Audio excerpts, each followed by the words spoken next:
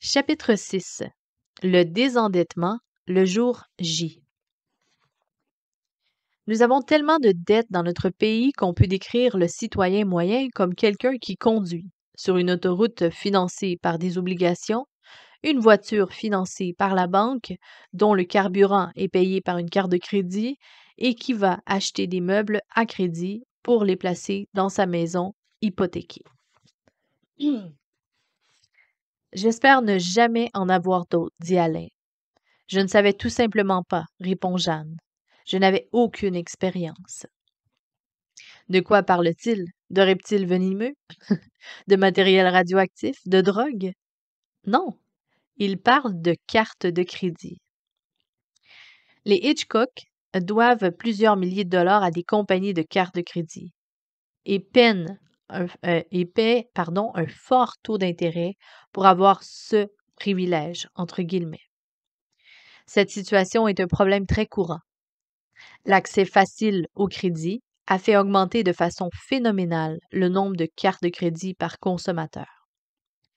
Les gens possèdent des millions de cartes et le consommateur moyen en a plus de 5 dans son portefeuille. À la fin de la première rencontre avec les Hitchcock, Alain me demande mes ciseaux. Il veut pratiquer une chirurgie plastique. Pour matérialiser leur désir de sortir de l'endettement, ils découpent en morceaux toutes leurs cartes de crédit. S'ils persévèrent dans leur décision, ils s'inscriront dans une minorité. Moins de 50% des gens qui font le premier pas vont au bout de leur décision et sortent de l'endettement. Comment se sortir de l'endettement? Étant donné les circonstances particulières qui nous sont propres, le chemin que vous prendrez pour vous libérer de vos dettes sera tout à fait unique. Les 10 étapes qui suivent vous guideront tout au long de votre parcours. Elles sont simples, mais elles requièrent un effort considérable. Le but est d'atteindre le jour J, en majuscule. Le jour sans dette. Le jour où vous serez libre, ne devant plus rien à personne. Numéro 1. Priez. Dans 2 Rois 4, chapitre 4, versets 1 à 7, une femme qui est menacée de perdre ses enfants aux mains de son créancier cherche de l'aide auprès d'Élisée, le prophète. Sur les injonctions du prophète, elle emprunte à ses voisins autant de vases vides qu'elle le peut. Le Seigneur multiplie miraculeusement son seul bien, une toute petite quantité d'huile, et tous les vases sont remplis. Elle vend l'huile, rembourse ses dettes et libère ses enfants. Le même Dieu qui a pourvu miraculeusement pour cette veuve désire que vous aussi, vous viviez sans dette. La première étape est la plus importante. Priez. Demandez au Seigneur qu'il vous aide et qu'il vous dirige dans votre cheminement vers le jour sans dette. Il peut agir de façon immédiate, comme dans le cas de la veuve, ou lentement sur la durée. Dans les 2 cas, la prière est essentielle. J'ai observé une tendance. Lorsque les gens commencent à se défaire de leurs dettes et qu'ils accélèrent leur remboursement, le Seigneur bénit leur fidélité. Même si vous ne pouvez rembourser chaque mois qu'une petite somme pour réduire votre dette, faites-le, je vous en prie. Le Seigneur peut multiplier le fruit de vos efforts. Le numéro 2, établissez un budget écrit. Selon mon expérience personnelle, peu de gens endettés utilisent un budget écrit. Ils en possèdent peut-être un, bien rangé au fond d'un tiroir, mais ils ne l'utilisent pas. Un budget écrit vous aide à planifier vos dépenses et à analyser vos habitudes d'achat afin de voir où vous pouvez réduire vos frais. C'est une bride efficace contre les achats impulsifs. Troisièmement, faites une liste de tout ce que vous possédez. Faites une liste de tout ce que vous possédez, maison, voiture, meubles, etc. Passez en revue la liste complète de vos biens afin de voir si vous pourriez en vendre quelques-uns. Lorsque nous avons commencé à regarder quel article les Hitchcock pouvaient vendre, le plus évident de tous, c'était leur 2e voiture. Alain, je ne pourrai pas m'en sortir sans voiture, protestait Jeanne. Alain paraissait blessé et coupable. Il ne voulait pas priver sa femme de quoi que ce soit, mais ils savaient, tous les deux, que des mesures drastiques étaient nécessaires. En décidant de vendre la voiture ainsi que la collection de fusils d'Alain, les Hitchcock ont fait baisser le montant total de leurs dettes. Ils ont ensuite consacré les sommes utilisées jusque-là pour la deuxième voiture à réduire leurs autres dettes. Nous pouvons tirer une leçon importante de ce qu'ils ont fait. Ils devaient changer de perspective par rapport à leurs biens. George Fauci explique: votre attitude envers les choses sera déterminante pour que vos efforts pour vous en sortir de l'endettement portent leurs fruits. Ne pensez pas au montant que vous perdrez ou à ce que vous aviez payé pour l'article que vous allez vendre. Pensez plutôt à la somme que vous gagnerez et que vous pourrez utiliser pour une réduction immédiate de vos dettes. Numéro 4. Dressez une liste de tout ce que vous devez. La plupart des gens, particulièrement s'ils doivent beaucoup d'argent, ne savent pas exactement ce qu'ils doivent. Néanmoins, vous devez faire une liste de vos dettes afin d'avoir une idée précise de votre situation financière présente. Vous aurez aussi besoin d'inscrire des taux d'intérêt que vos créanciers exigent pour chaque dette. Un exemple, liste de dettes, ce qui suit, mettons, emprunt immobilier, vous laissez un espace montant dû, un autre espace paiement mensuel, un autre espace taux d'intérêt, même chose. Les différents prêts, prêts de membres de famille ou prêts personnels, etc., etc. Total des dettes à la toute fin. En analysant les taux d'intérêt sur votre liste de dettes, vous découvrirez que les coûts varient grandement. Le fait de dresser cette liste vous aidera à définir un ordre de priorité pour la réduction de votre endettement. Numéro 5. Établissez un échéancier de remboursement pour chaque créancier. Se désendetter peut sembler fastidieux, mais il est absolument nécessaire de suivre ces étapes. Personne ne sort de l'endettement par accident. Nous devons tous avoir un échéancier de paiement afin d'atteindre le jour J, le jour sans dette. Un échéancier typique de remboursement ressemblerait à ceci. On prend l'exemple, créancier 2 points, dernière Banque nationale. Il y a 4 colonnes, la colonne des mois, janvier, février, mars, etc. La seconde colonne, paiement mensuel. L'autre, mois restant. Une autre colonne, sol restant. Et si vous faites ça dans Excel, c'est parfait, ça peut se compter toute seule. Et si, admettons, vous prenez un exemple, en janvier, vous faites un paiement mensuel de 100 $, le mois restant, il en reste 12, le sol restant, 1150, etc., etc. Et tout se déduit au fur et à mesure des mois qui se déroulent, des paiements. Après avoir effectué vos paiements mensuels, écrivez le montant payé et calculez le solde restant. Cela vous donnera un sentiment d'accomplissement et la diminution de ce solde vous encouragera à persévérer dans cette dynamique.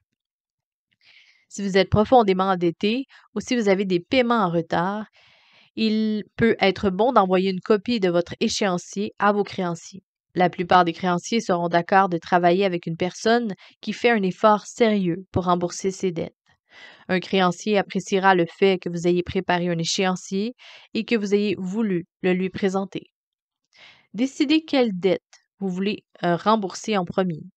Pour cela, votre choix devrait reposer sur 2 critères suivants: le montant de vos dettes et surtout le taux d'intérêt. Remboursez d'abord les petites dettes. Concentrez-vous d'abord sur le remboursement des plus petites dettes. Vous serez encouragé lorsqu'elles seront éliminées et cela libérera de l'argent pour en rembourser d'autres. Après avoir remboursé la première dette, utilisez ce montant pour rembourser la deuxième dette que vous désirez supprimer. Après avoir remboursé la deuxième dette, utilisez le montant que vous versiez pour rembourser la première et la deuxième dette afin de rembourser la prochaine et ainsi de suite. Remboursez d'abord les dettes qui ont un taux d'intérêt élevé. Examinez le taux d'intérêt de chacune de vos dettes et essayez de rembourser en premier lieu celles qui ont le taux d'intérêt le plus élevé.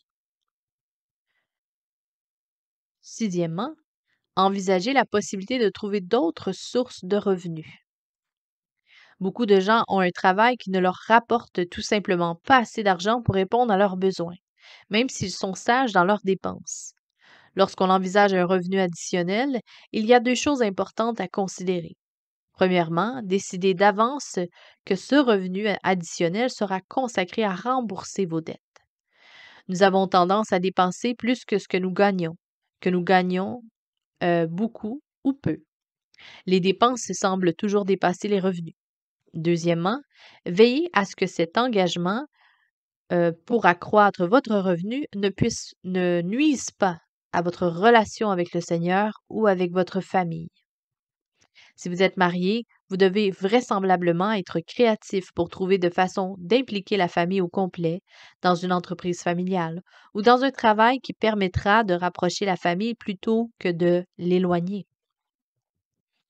Jeanne Hitchcock s'est révélée être une personne assidue et innovatrice. Elle a entrepris un mini-service de garde d'enfants à domicile et gardé 4 enfants de leur quartier à la journée, pendant que les parents travaillaient.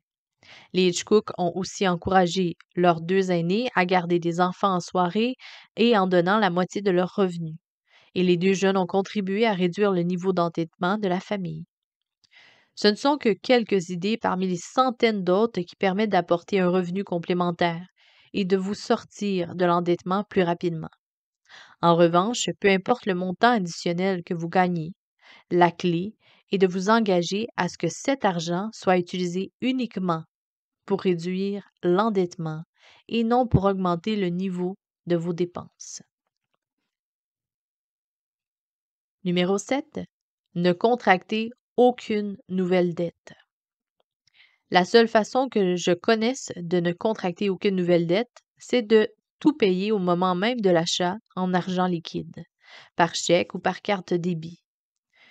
Cela nous amène à la question des cartes de crédit.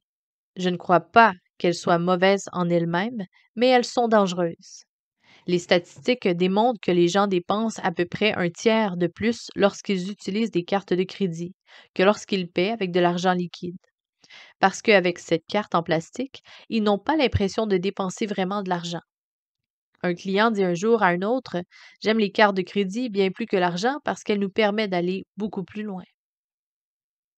Lorsque Bev et moi avons commencé cette étude, nous avions 9 cartes de crédit.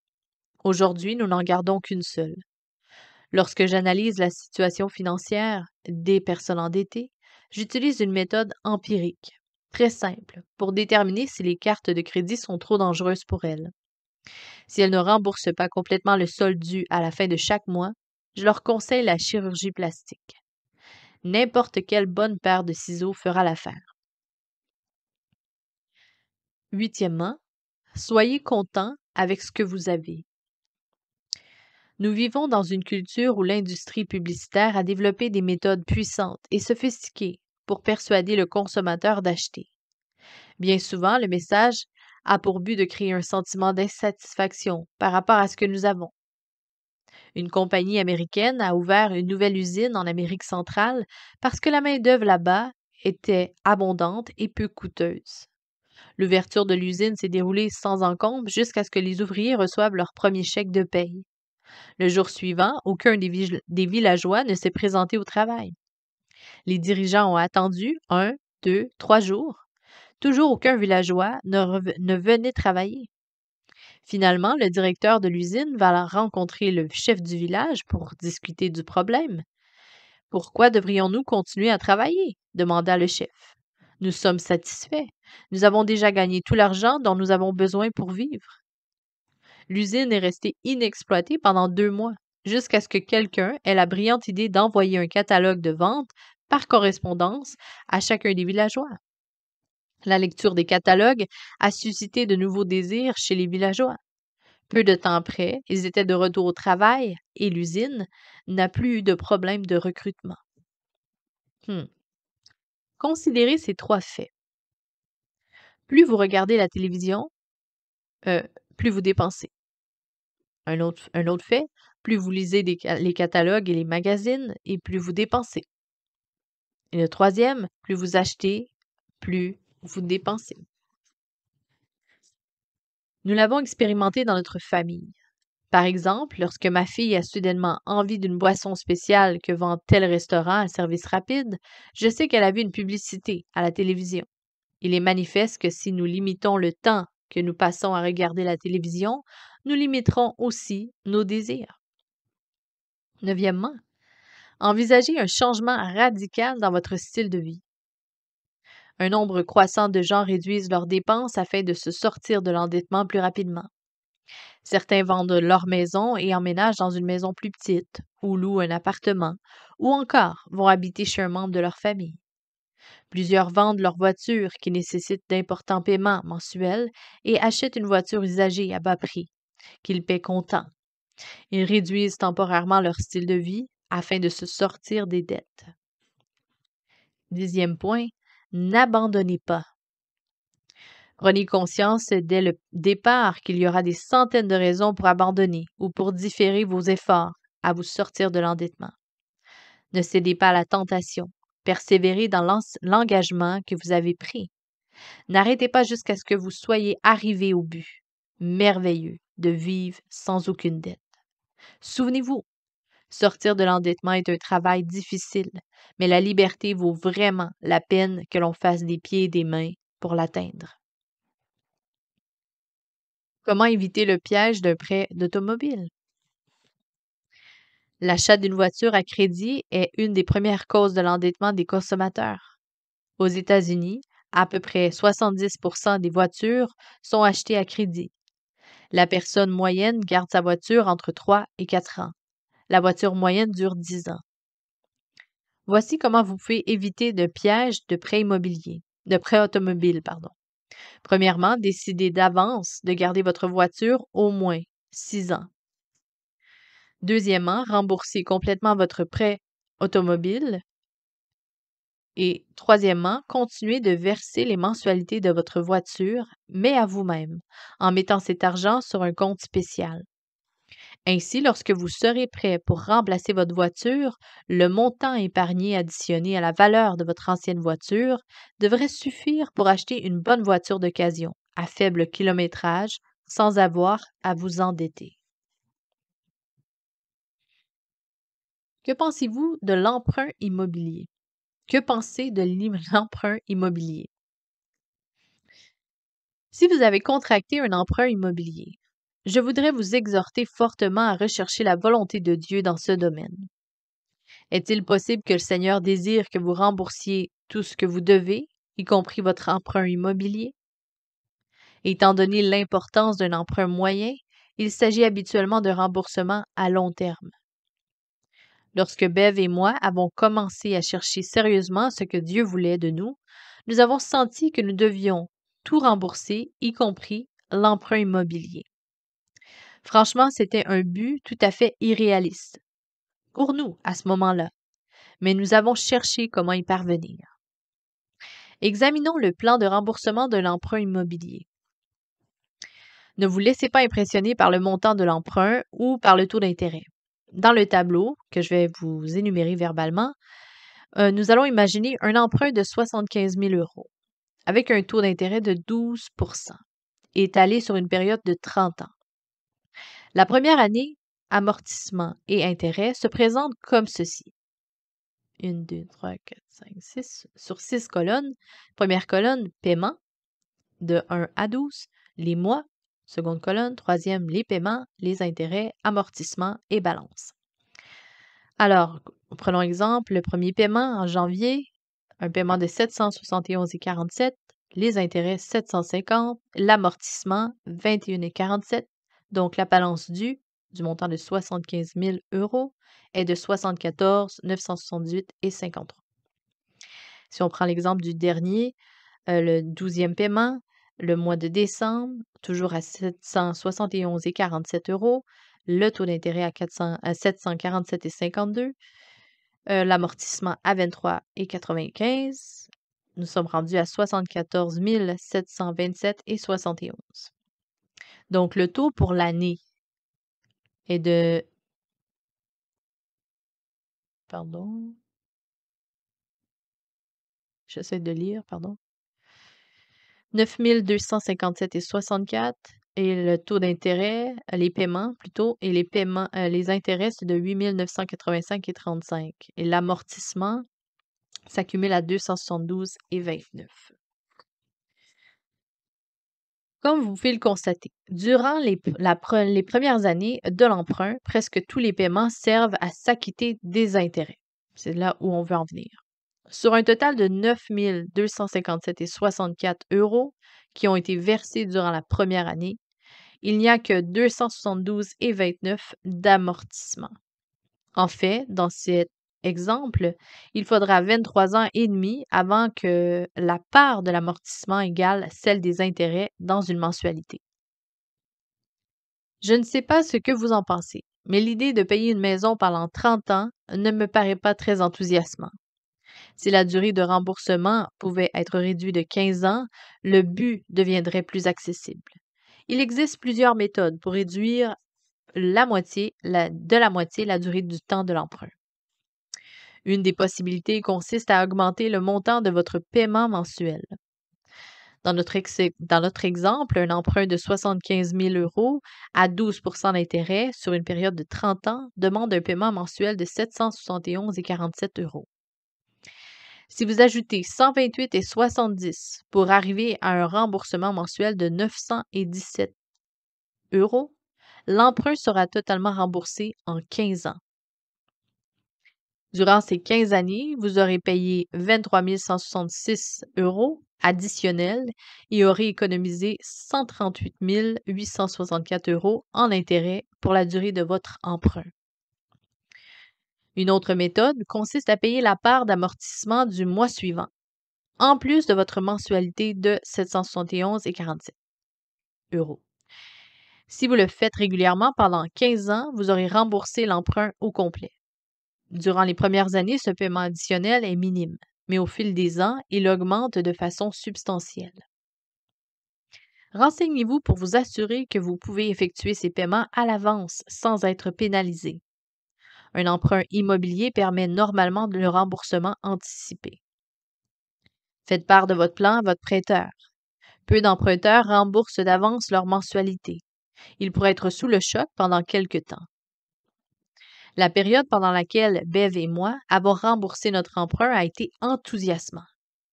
Le Seigneur a pourvu de façon inattendue à des revenus supplémentaires et aujourd'hui, nous ne devons plus rien à personne. L'élimination de notre dette m'a permis de prendre congé de mon travail pour développer le matériel de Crown Ministry. Nos dépenses sont moindres aujourd'hui parce que nous n'avons aucune dette, ni paiement sur la maison. Dieu peut avoir quelque chose de semblable en vue pour vous. S'endetter pour investir. Devriez-vous emprunter de l'argent pour réaliser un investissement? Je crois que cela est permis, mais seulement si vous ne vous portez pas garant du remboursement de la dette. L'investissement pour lequel vous empruntez doit rester la seule garantie de la dette. La prudence s'impose car l'éventualité d'une catastrophe financière sur laquelle nous n'avons aucun contrôle est toujours possible. C'est cette douloureuse, pardon, et c'est certes douloureux de perdre un investissement, mais c'est encore plus grave de mettre en péril votre bien-être en risquant tout ce que vous avez dans une dette de placement. Cette position peut paraître trop conservatrice. Cependant, nombreux sont ceux qui ont tout perdu en se portant garant d'investissements qui ont mal tourné. Les dettes d'entreprise et d'Église. Je vous encourage aussi à prier afin de n'avoir plus aucune dette dans votre entreprise ou dans votre Église. Plusieurs ont commencé à rembourser toutes les dettes de leur entreprise et de nombreuses églises sont en train de travailler activement au règlement de leurs dettes. La responsabilité de rembourser ces dettes. Certaines personnes retardent leur paiement afin d'utiliser l'argent du créancier le plus longtemps possible. Cette pratique n'est pas biblique. Proverbe 3, versets 27 à 28 dit: Ne refuse pas un bien à ceux qui y ont droit, quand tu as le pouvoir de l'accorder, et ne dis pas à ton prochain, va et reviens demain, je donnerai, quand tu as de quoi donner. Les enfants de Dieu devraient payer aussitôt qu'ils le peuvent. Nous devons avoir pour politique de payer chaque facture le jour même où nous la recevons, afin de démontrer aux autres que notre attachement à Christ fait de nous des personnes responsables dans le domaine des finances. Faut-il utiliser toutes ses économies pour rembourser ses dettes? À mon avis, il n'est pas sage d'utiliser toutes vos économies pour rembourser vos dettes. Maintenez un niveau d'épargne raisonnable afin de pouvoir affronter les dépenses imprévues.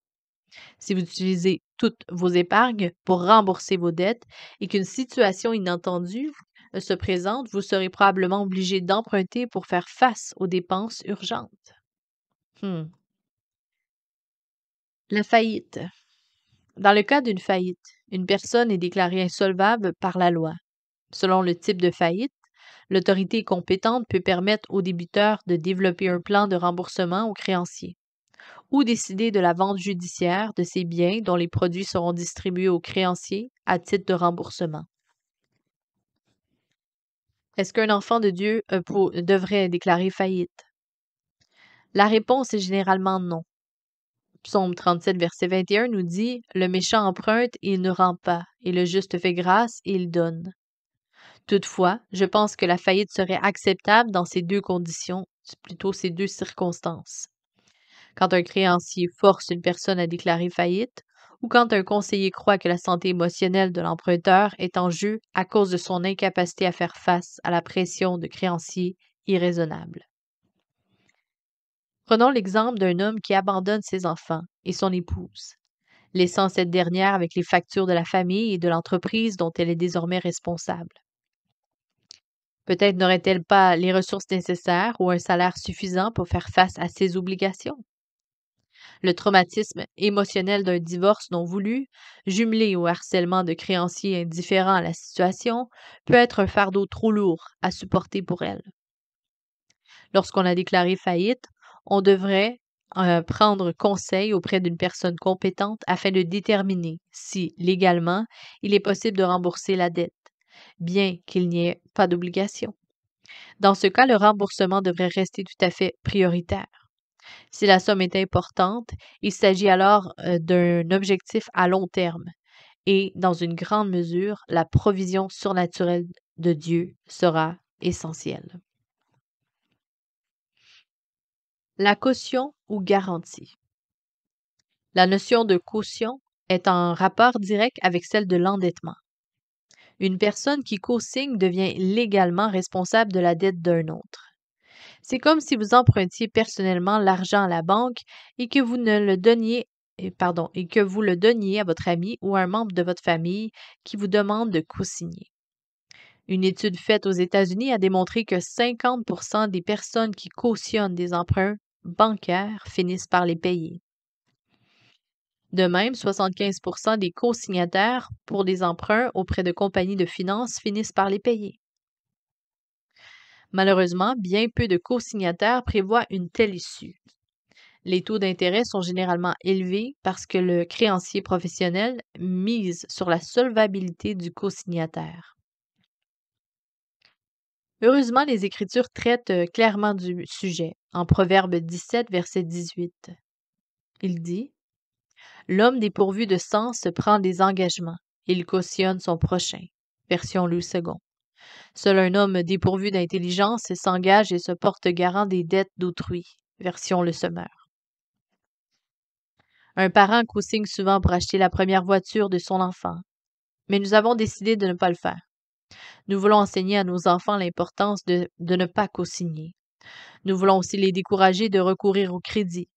Nous leur enseignons plutôt à prévoir et à épargner pour l'achat de leur première voiture. Je vous supplie de faire preuve de bon sens et de ne jamais cautionner les dettes d'autrui. Si vous avez déjà co-signé, la Bible vous donne des ordres directs. Dans Proverbe 6, versets 1 à 5, il est écrit « Mon fils, si tu t'es porté garant pour ton prochain, si tu t'es engagé pour autrui, et si tu es enlacé par les discours de ta bouche. Si tu es pris par les discours de ta bouche, fais donc ceci, mon fils. Dégage-toi puisque tu es tombé aux mains de ton prochain. Va, prosterne-toi et importune ton prochain. Ne donne ni sommeil à tes yeux, ni assoupissement à tes paupières, et dégage-toi comme la gazelle de la main du chasseur et comme l'oiseau de la main de l'oiseleur. Contraste. La société dit, vous pouvez avoir recours au crédit autant que vous le voulez. Achetez maintenant et payez plus tard.